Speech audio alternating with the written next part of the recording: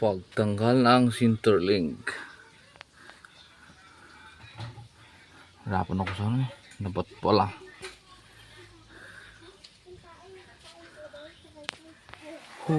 Hirapan ako sa pagtanggal eh. Dapat pala may pantanggal.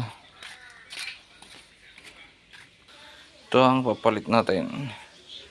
Bago.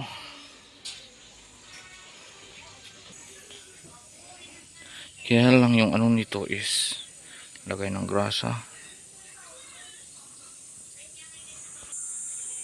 Pansarado lang. Dito sa butas ko niya.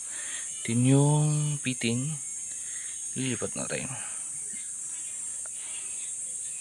So na yung Centerlink.